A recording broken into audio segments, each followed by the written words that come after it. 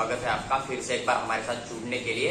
देखो मुझे बहुत ज्यादा कॉल आ रहे थे कि सर अगर हम बीएससी नर्सिंग के एडमिशन करते हैं, चाहे वो गवर्नमेंट कॉलेज हो चाहे वो प्राइवेट कॉलेज हो, तो उसके अंदर हमें जो मिनिमम स्कॉलरशिप कितना मिल जाएगा। यानी कि मान लीजिए कि कोई बच्चा अगर SC/ST कैटेगरी का है, उसे गवर्नमेंट कॉलेज मिल जाता है, तो फिर उसे पर ईयर कितना फीस पे करना पड़ेगा और जितना फीस वो पे करेगा क्या वो फीस उसको रिफंड मिल जाएगा स्कॉलरशिप के थ्रू उसके बैंक अकाउंट में, या फिर नहीं मिलता है। या फिर मान लीजिए कि कोई बच्चा उसे जैसे कि सेमी गवर्नमेंट या फिर प्राइवेट वाला कॉलेज मिल गया, तो उसके अंदर उनको कितना फीस पे करना है। जो कि ओपन कैटेगरी के बच्चे होते हैं उनके लिए कितना फीस होता है, क्या ओपन कैटेगरी वाले बच्चे को पूरा 100% फीस देना होता है या उनको भी कुछ जो है फीस के अंदर छूट दिया जाता है गवर्नमेंट की तरफ से। तो जो भी आपको स्कॉलरशिप दिया जाएगा बीएससी नर्सिंग का first year, second year, third year, fourth year के अंदर, तो उसके बारे में हम पूरा डिटेल में बात करेंगे। तो आप पूरा वीडियो देखिए, आपका हर एक डाउट यहाँ पर क्लियर हो जाएगा। पहले हम बात करेंगे कि गवर्नमेंट कॉलेज के अंदर अगर आपको अलॉटमेंट हो जाता है तो आपको स्कॉलरशिप कितना मिल जाएगा कैटेगरी के अनुसार। उसके बाद हम बात करेंगे कि अगर आपको सेमी गवर्नमेंट या फिर प्राइवेट कॉलेज मिल जाता है तो वहां पर आपको स्कॉलरशिप जो है हर साल कितना दिया जाएगा कैटेगरी के हिसाब से बात करेंगे। और लास्ट में मैं आपके साथ शेयर करूंगा कि स्कॉलरशिप के लिए कौन से बच्चे एलिजिबल हो सकते हैं, यानी कि कौन से बच्चों को जो है किस कोटा के थ्रू, किस कैटेगरी के थ्रू जो है स्कॉलरशिप दिया जाएगा। तो इसकी भी हम पूरी डिटेल में बात करेंगे। लेकिन इससे पहले अगर आप चैनल के ऊपर पहली बार है तो चैनल को सब्सक्राइब करके हमारे साथ बने रहिए, ताकि फ्यूचर में अगर एडमिशन प्रोसेस के रिगार्डिंग कोई भी अपडेट रिलीज हो जाता है MBBS से लेकर BSc nursing all over India के अंदर, साथ ही साथ महाराष्ट्र स्टेट के अंदर, तो हम आपके साथ वो डिटेल एक्सप्लेन करके शेयर करेंगे। साथ ही साथ अगर आपको महाराष्ट्र स्टेट का पेड काउंसलिंग करना है, फिर ऑल इंडिया का पेड काउंसलिंग चाहिए, तो आप हमें व्हाट्सएप के ऊपर मैसेज कर दीजिए। हम आपको वहां पर पेड काउंसलिंग के रिगार्डिंग पूरा का पूरा इन्फॉर्मेशन शेयर करेंगे। देखो अगर बात करें यहाँ पर कि BSc नर्सिंग के लिए क्या स्कॉलरशिप आपको दिया जाता है, तो देखो आपके सामने दो केस यहाँ पर आपको देखने को मिल जाएगा। फर्स्ट वाला ये बन जाएगा कि मान लीजिए आपको कोई गवर्नमेंट कॉलेज के अंदर सीट अलॉटमेंट हो जाता है, तो फिर आपको कितना फीस पे करना पड़ेगा कैटेगरी वाइज। देखो कोई भी गवर्नमेंट कॉलेज अलॉटमेंट हो जाएगा ना आपको, तो भी मैं यहाँ पर इस वीडियो के अंदर जितना फीस आपके साथ शेयर करूंगा ना, उतना ही फीस आपको अदर गवर्नमेंट कॉलेज के अंदर भी पे करना है। देखो मैं आपको यहाँ पर गवर्नमेंट कॉलेज जो है ना नर्सिंग का, इसका फीस स्ट्रक्चर आपके साथ शेयर करूंगा, कैटेगरी वाइज आपको कितना फीस पे करना है, और आपसे अगर कॉलेज पूरा फीस ले लेता है तो फिर आपको स्कॉलरशिप कितना मिल जाएगा। अगर आपसे कम ही फीस ले रहा है तो फिर वो स्कॉलरशिप आपको अकाउंट में मिल जाएगा या फिर वो कॉलेज के पास जाएगा ना, तो इसके बारे में भी डिटेल में बात करेंगे। और देखो हर एक गवर्नमेंट कॉलेज का फीस जो है लगभग सेम होता है, उसके अंदर आपको 1 RS का भी चेंज देखने को नहीं मिल जाएगा। लेकिन आपका जो सेकंड चेंज बन जाता है ना, सेकंड जो बन जाएगा ना एक चांस, तो उसके अंदर आपको प्राइवेट कॉलेज अलॉटमेंट हो सकता है। तो प्राइवेट कॉलेज के अंदर जो है आपको कॉलेज टू कॉलेज पूरा का पूरा फीस वेरी कर सकता है, इस बात का आपको थोड़ा सा ध्यान रखना पड़ेगा। देखो मैं यहाँ पर गवर्नमेंट कॉलेज का फीस स्ट्रक्चर आपके साथ शेयर करूंगा, जो कि आपका नांदेड़ के अंदर आपको देखने को मिल जाएगा। देखो पूरा इन्फॉर्मेशन ब्राउचर है, यहाँ पर इस नंबर के ऊपर कॉन्टैक्ट करके आप इनके साथ बात भी कर सकते हो एडमिशन रिगार्डिंग, या फिर अगर कोई अदर डाउट भी आपके पास है तो देखो यहाँ पर पूरा रूल है यहाँ पर कि आपको कौन कौन से डॉक्यूमेंट यहाँ पर लेके जाना पड़ेगा, यहाँ पर चेक दे सकते हो नहीं दे सकते हो, फीस कितना है, DD कितना बनाना पड़ेगा। तो इसका जो PDF का लिंक है वो भी मैं ग्रुप के अंदर डाल दूंगा, तो आप हमारा टेलीग्राम ग्रुप भी ज्वाइन कर सकते हो। वहां पर हर एक अपडेट हम आपके साथ विद डिटेल एक्सप्लेन करके शेयर करेंगे। देखो यहाँ पर हम जनरली स्कॉलरशिप के बारे में बात करेंगे, इसलिए नीचे आप देख सकते हो कि इनका फीस स्ट्रक्चर आपको देखने को मिल जाएगा।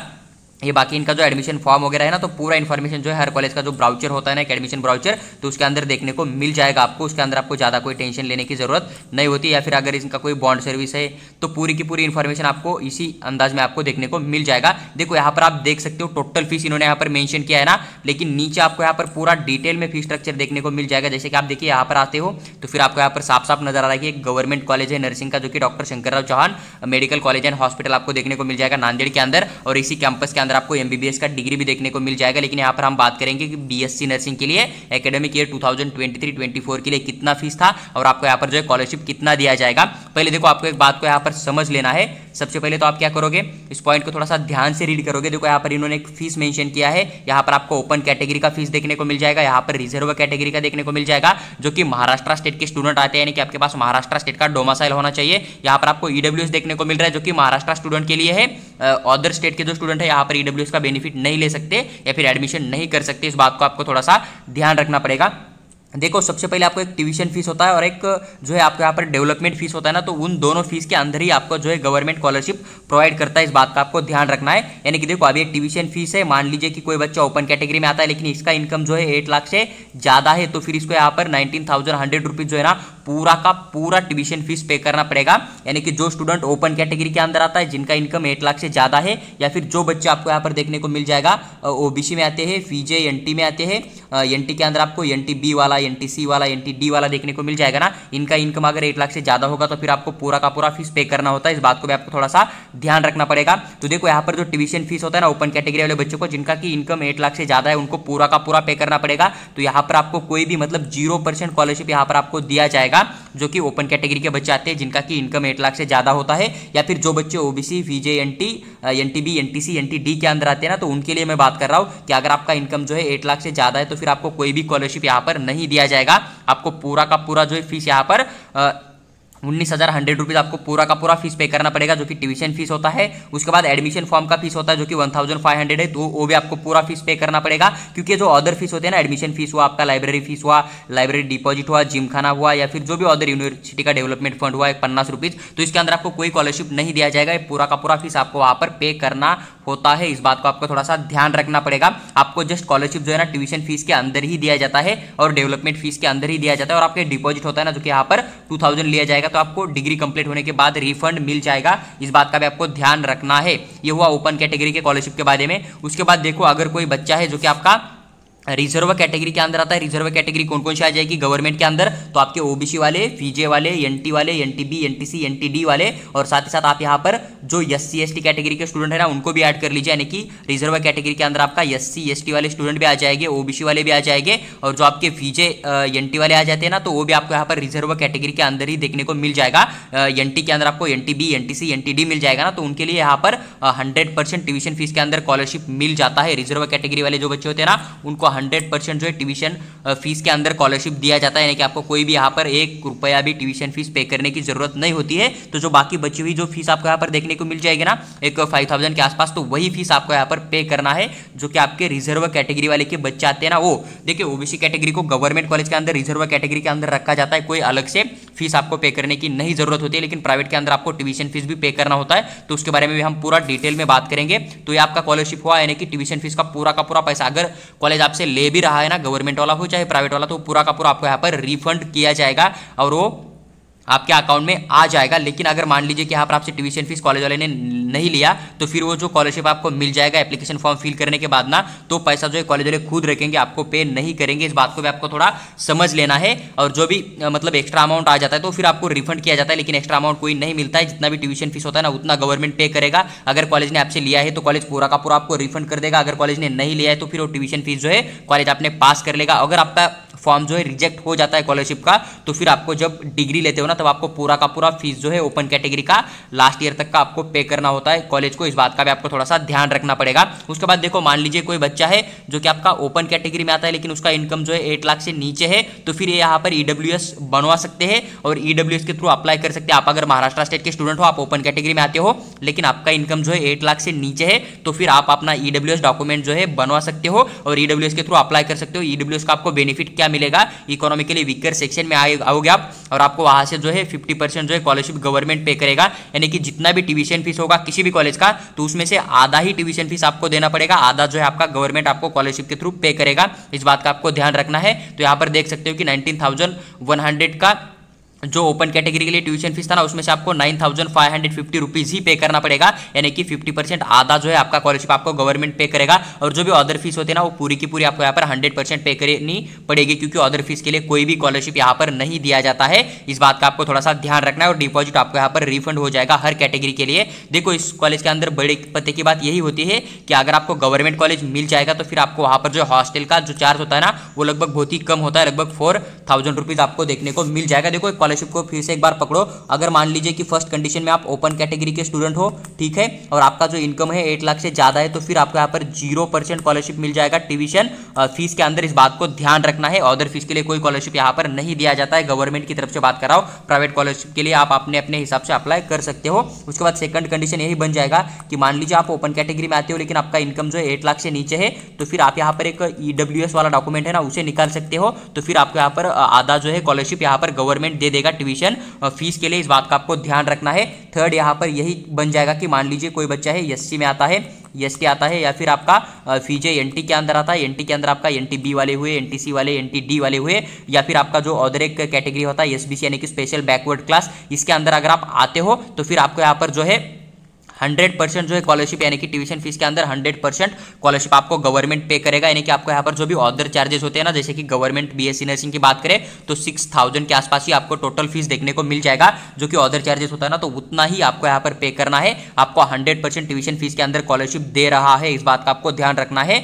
देखो ये 3 कंडीशन बन जाएंगे स्कॉलरशिप के अंदर, तो ये स्कॉलरशिप आपको मिल जाएगा। देखो जो ऑर्फन कोटा या फिर पीडब्ल्यूडी कोटा है ना, उनके लिए स्कॉलरशिप अपने अपने कैटेगरी के हिसाब से दिया जाता है। यानी कि अगर आप पीडब्ल्यूडी हो तो फिर आपको वहां पर कोई स्पेशल कैटेगरी के अनुसार मतलब पीडब्ल्यूडी कोटा के थ्रू स्कॉलरशिप नहीं दिया जाता है। अगर मान लीजिए कोई बच्चा ओपन कैटेगरी का है, इनकम 8 लाख से ज्यादा है, पीडब्ल्यूडी कोटा में आता है ना, तो भी उसको कोई स्कॉलरशिप नहीं मिलेगा, उसको पूरा का पूरा फीस पे करना होगा। लेकिन वही अगर कोई बच्चा पीडब्ल्यूडी फिजिकली हैंडीकैप है, एससी एसटी में आता है ना, तो फिर इसको यहाँ पर 100% जो है ट्यूशन फीस के अंदर स्कॉलरशिप दिया जाएगा। इस बात का आपको थोड़ा सा ध्यान रखना है। देखो ये हुआ गवर्नमेंट कॉलेज के स्कॉलरशिप के रिगार्डिंग। अभी हम बात करेंगे अगर आपको कोई सेमी गवर्नमेंट या फिर प्राइवेट कॉलेज मिल जाता है तो वहां पर कितना फीस पे करना पड़ेगा, और जो उसका जो स्कॉलरशिप है अलग हो सकता है थोड़ा सा, क्योंकि बहुत सारी कैटेगरी का जो है प्राइवेट के अंदर अलग अलग फीस मेंशन आपको देखने को मिल जाएगा। तो उसके बारे में डिटेल में बात करेंगे, तो आप पूरा वीडियो देखो। एक कॉलेज का फीस स्ट्रक्चर यहाँ पर ले रखा है, जो कि आपका कॉलेज ऑफ नर्सिंग आपको देखने को मिल जाएगा। कॉलेज ऑफ नर्सिंग है, आपको जलगांव के अंदर देखने को मिल जाएगा। गोदावरी कॉलेज ऑफ नर्सिंग इसका नाम है। देखो यहाँ पर जो बीएससी नर्सिंग कोर्स है ना, उसका मैंने फी स्ट्रक्चर लेके रखा है, क्योंकि यहाँ पर अदर आपका जो जीएनएम वाला होता है ना, उसके लिए भी यहाँ पर एडमिशन हो जाता है। तो देखो उसके बारे में मैं आपको इन्फॉर्मेशन शेयर करने की पूरी कोशिश करूंगा। आप चैनल को सब्सक्राइब करके हमारे साथ बने रहिएगा। देखो बीएससी नर्सिंग की बात करें यहाँ पर फी स्ट्रक्चर के लिए, तो देखो आप यहाँ पर आपको थोड़ा सा डिफरेंस देखने को मिल जाएगा। जैसे कि देखो आपने गवर्नमेंट का बात किया था तो वहां पर कैटेगरी वाइज था, सेम यहाँ पर भी आपको कैटेगरी वाइज देखने को मिल जाएगा। तो अगर प्राइवेट की बात करें तो यहाँ पर ओपन कैटेगरी के लिए जो ट्यूशन फीस होता है ना, लगभग 75,455 रुपीज आपको देखने को मिल जाएगा। तो आपका इनकम अगर 8 लाख से ज्यादा है, आप ओपन कैटेगरी में आते हो, तो फिर आपको यहाँ पर ट्यूशन फीस पूरा का पूरा पे करना पड़ेगा, कोई स्कॉलरशिप नहीं दिया जाएगा। वही डेवलपमेंट फीस एक आपको देखने को मिल जाएगा, जो कि आपका सेमी गवर्नमेंट कॉलेज के अंदर होता है। तो लगभग यहाँ पर 7,545 आपको डेवलपमेंट फीस देखने को मिल जाएगा। तो अगर आपका इनकम 8 लाख से ज्यादा है, आप ओपन कैटेगरी में आते हो, तो ये भी आपको पूरा का पूरा पे करना पड़ेगा। तो लगभग 83,000 रुपीज आपको यहाँ पर जो है पर ईयर, यानी कि 1 साल का फीस आपको यहाँ पर 80,000 रुपीज पे करना पड़ेगा ओपन कैटेगरी वाले बच्चों को, जिनका की इनकम जो है 8 लाख से ज्यादा है। उन्हीं बच्चों को इस बात का ध्यान रखना है, आपको यहाँ पर जो है 0% स्कॉलरशिप मिल जाएगा गवर्नमेंट की तरफ से, इस बात का ध्यान रखना है। वही अगर आप OBC, VJ, NTB, NTC, NTD, SBC category में आते हो, आपका इनकम जो है ना 8 लाख से ज्यादा है, फिर भी आपको यहाँ पर ओपन कैटेगरी का फीस पे करना पड़ेगा, कोई भी कैटेगरी का बेनिफिट नहीं मिलेगा। इस बात का आपको थोड़ा सा ध्यान रखना है। उसके बाद आपका एक ओबीसी कैटेगरी आता है। ओबीसी कैटेगरी जो है ना सेमी गवर्नमेंट के अंदर से अलग से मेंशन किया हुआ है, इस बात का आपको ध्यान रखना है, क्योंकि आप गवर्नमेंट कॉलेज का देखा था ना, तो आपको वहाँ पर कोई भी ट्यूशन फीस पे करने की जरूरत नहीं थी ओबीसी कैटेगरी वाले बच्चों को, लेकिन सेमी गवर्नमेंट के अंदर ओबीसी कैटेगरी वाले बच्चों को ट्यूशन फीस देना होता है। इस बात का आपको थोड़ा सा ध्यान रखना है। आपके पास नॉन क्रिमिनल डॉक्यूमेंट होना चाहिए, तभी आपको यहाँ पर स्कॉलरशिप दिया जाएगा या फिर ओबीसी कैटेगरी का बेनिफिट मिल जाएगा। तो आपको अगर ट्यूशन फीस की बात करें तो आपको यहाँ पर आधा जो है ट्यूशन फीस पे करना पड़ेगा, आधा जो है आपको यहाँ पर गवर्नमेंट स्कॉलरशिप के फॉर्म में दे देगा।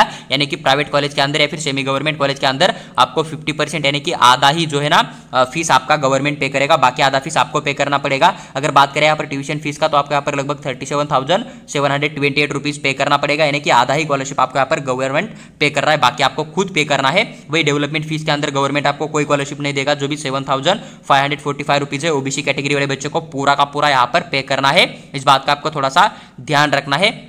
उसके बाद देखो यहाँ पर टोटल फीस आपको 45,000 देखने को मिल जाएगा, जो कि आपका आधा फीस पड़ जाएगा, जो कि ओबीसी कैटेगरी वाले बच्चे होते हैं उनके लिए। उसके बाद आपका आता है एक कैटेगरी जो कि आपका रिजर्व कैटेगरी होता है, जो कि आपका NT1 हुआ, NT2 हुआ, NT3, फीजे, एसबीसी यानी कि स्पेशल बैकवर्ड क्लासेस। देखो इनके लिए भी यहाँ पर अलग स्कॉलरशिप है, यानी कि SC ST वाले बच्चे जो है ना यहाँ पर इसके अंदर नहीं आते हैं, वो SC ST वाले बच्चों को प्राइवेट के अंदर अलग फीस होता है। फीजे NT वाले जो बच्चे होते हैं ना, NTB, NTC, NTD वाले या फिर SBC स्पेशल बैकवर्ड क्लासेस वाले, जिनके पास की नॉन क्रिमिनल होगा, NCL होगा, तो उनके लिए भी अलग फीस होता है। अभी क्या होगा, यहाँ पर आपको ट्यूशन फीस के अंदर 100% स्कॉलरशिप मिल जाएगा। जो NTB, NTC, NTD, फीजे कैटेगरी या फिर स्पेशल बैकवर्ड क्लास के अंदर आते हैं ना, तो उनको ट्यूशन फीस के अंदर पूरा का पूरा स्कॉलरशिप मिल जाएगा। यानी कि जो आपका 75,000 फीस है ना, आपको कोई भी पे करने की जरूरत नहीं होगी। लेकिन जो आपका डेवलपमेंट फीस हो जाता है ना, तो वो इन बच्चों को भी पे करना पड़ेगा, जो कि 7,545 रुपीज है। तो टोटल आपको यहाँ पर 1 साल का फीस जो है 7,545 रुपीज ही यहाँ पर देना पड़ेगा, जो कि उल्लास पाटिल मेडिकल कॉलेज आपको बीएससी नर्सिंग के लिए देखने को मिल जाएगा। उसके अंदर देखो अभी यहाँ पर पते की बात यही होती है कि SC ST वाले जो बच्चे हैं ना उनके लिए स्पेशल फीस होता है जो कि आपका सेमी गवर्नमेंट या फिर प्राइवेट कॉलेज के लिए होता है, और इनको यहाँ पर कोई भी फीस पे करने की जरूरत नहीं होती है। ना आपको यहाँ पर ट्यूशन फीस पे करना है, ना यहाँ पर आपको डेवलपमेंट फीस पे करना है। अगर कोई अदर जिम का वगैरह फीस है तो आपको यहाँ पर नॉर्मली पे करना पड़ेगा, लेकिन ट्यूशन एंड डेवलपमेंट फीस कोई भी पे करने की जरूरत नहीं होती। तो यहाँ पर 0% फीस आपको पे करनी है,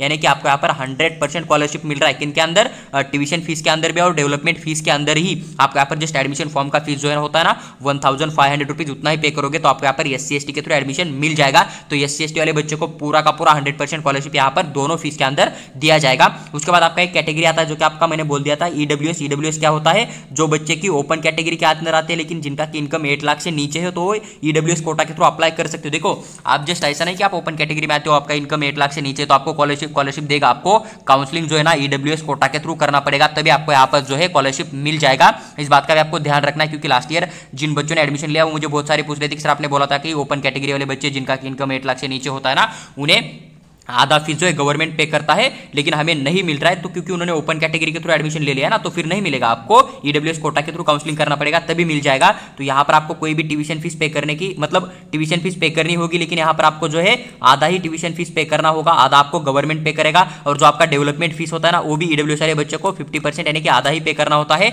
वो भी आधा आपका गवर्नमेंट पे करेगा। तो आपको यहाँ पर जस्ट दोनों मिलाकर 41,500 रुपीज ही पे करना पड़ेगा।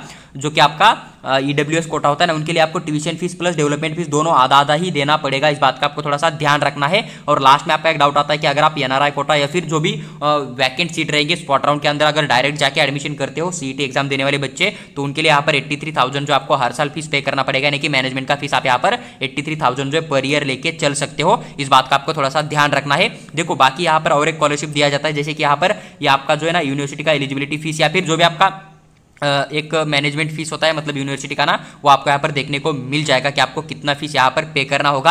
अदर स्कॉलरशिप कौन सा मिल सकता है आपको यहाँ पर, जो कि प्राइवेट स्कॉलरशिप है उसके लिए तो आप अप्लाई कर ही सकते हो, लेकिन एक स्कॉलरशिप होता है जैसे कि मान लीजिए आपने फर्स्ट ईयर के एग्जाम के एप्लीकेशन फॉर्म फिल किए थे, यूनिवर्सिटी का फर्स्ट ईयर सेमेस्टर का एग्जाम दे रहे हैं ना, तो उसके लिए मान लीजिए कि कोई भी XYZ आपसे अगर फीस लिया जाता है ना तो पूरा का पूरा 100% फीस आपको मिल जाएगा स्कॉलरशिप के थ्रू। इस बात का आपको थोड़ा सा ध्यान रखना है, तो वो स्कॉलरशिप आपको आसानी से आपके अकाउंट में मिल जाएगा। लेकिन ये जो आपका एडमिशन के लिए फीस होता है ना first year second year third year के लिए, तो वहां पर आपको कोई भी स्कॉलरशिप नहीं दिया जाता है। इस बात को भी आपको थोड़ा सा ध्यान रखना है। देखो जो भी आपका एक डाउट था ना वो फीस के रिगार्डिंग यहाँ पर क्लियर हो गया होगा। देखो अभी आपको यहाँ पर मैं कुछ आसानी से समझाना चाहूंगा कि आपको फीस के अंदर प्राइवेट के अंदर किस तरह से स्कॉलरशिप दिया जाता है। देखो सबसे पहले आपके पास एक कंडीशन बन जाएगा यहाँ पर, मान लीजिए कि कोई बच्चा है जो कि ओपन कैटेगरी के अंदर आता है लेकिन उसका इनकम अगर 8 लाख से ज्यादा होगा तो फिर उसको प्राइवेट कॉलेज के अंदर 0% स्कॉलरशिप मिल जाएगा, यानी कि कोई भी स्कॉलरशिप आपको ना ही ट्यूशन फीस के अंदर देखने को मिल जाएगा ना ही आपको डेवलपमेंट फीस के अंदर देखने को मिल जाएगा। जो भी tuition fees plus development fees होगा, कोई भी कॉलेज होगा, कॉलेज टू कॉलेज फीस आपको वेरी करेगा ना,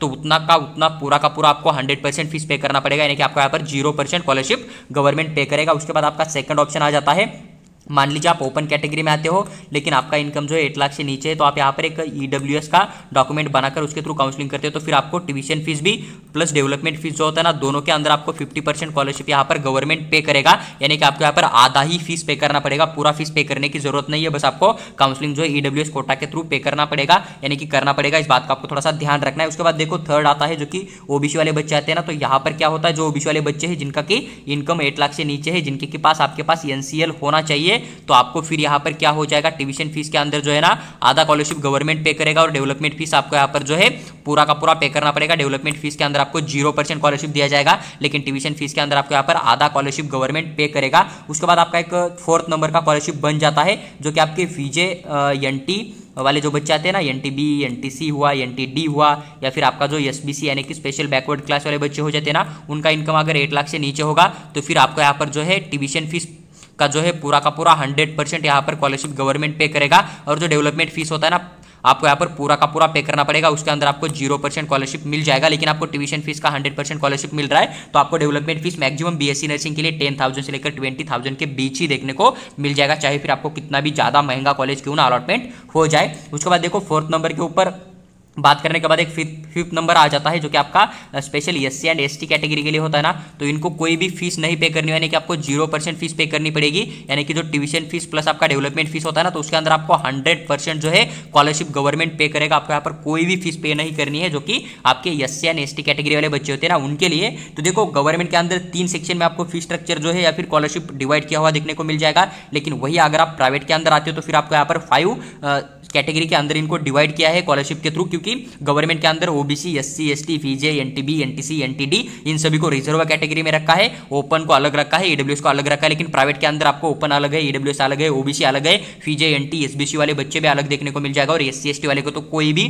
फीस नहीं होता है। यानी कि गवर्नमेंट से कम फीस आपको उल्लास पाटिल मेडिकल कॉलेज के अंदर देखने को मिल जाएगा, जो कि बच्चे यहाँ पर एससी एसटी वाले होते हैं। लेकिन आपको यहाँ पर उस कॉलेज के अंदर एडमिशन नहीं करना है, क्योंकि आपको गवर्नमेंट कॉलेज के अंदर सिर्फ 4000 के अंदर पूरे साल तक हॉस्टल मिल जाएगा और एक अच्छी प्रैक्टिस हो जाएगी, अच्छा एक आपको जॉब भी मिल सकता है। वही अगर आप प्राइवेट कॉलेज के अंदर 1500 के अंदर आपको एडमिशन मिल जाएगा, लेकिन यहाँ पर जो फीस होगा ना हॉस्टल का, वो आपको यहाँ पर 80,000 के आसपास भी देखने को मिल सकता है। इस बात का आपको थोड़ा सा ध्यान रखना है, या फिर 40,000 के आसपास, 40,000 से लेकर 80,000 के आसपास भी आपको हॉस्टल का फीस देखने को मिल जाएगा हर साल का। और गवर्नमेंट कॉलेज के अंदर वही आपको हर साल का जो है 4,000 ही हॉस्टल फीस देखने को मिल जाता है। तो कॉलेज टू कॉलेज जो है प्राइवेट का हॉस्टल मेस फीस अलग अलग होता है, इस बात को भी आपको थोड़ा सा ध्यान रखना है। देखो जो भी एक स्कॉलरशिप का डाउट था आपके मन में बीएससी नर्सिंग को लेकर, तो पूरा का पूरा विद डिटेल एक्सप्लेन करके मैंने आपके साथ शेयर किया हुआ आपको देखने को मिल जाएगा।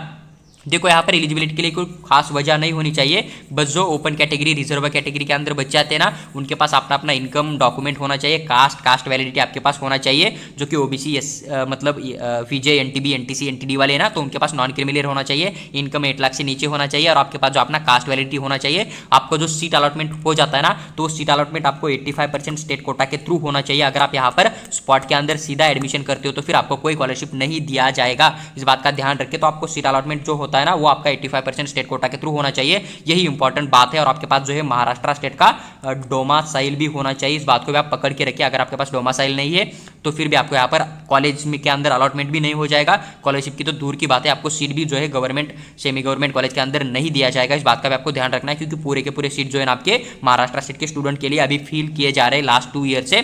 देखो जो भी डाउट था आपका पूरा यहाँ पर क्लियर हो गया होगा। अगर आपको वीडियो अच्छी लगे तो लाइक कीजिए और चैनल को सब्सक्राइब करके हमारे साथ बने रहिए, ताकि फ्यूचर का कोई भी अपडेट रिलीज हो जाता है तो हम आपके साथ वो जरूर शेयर करेंगे।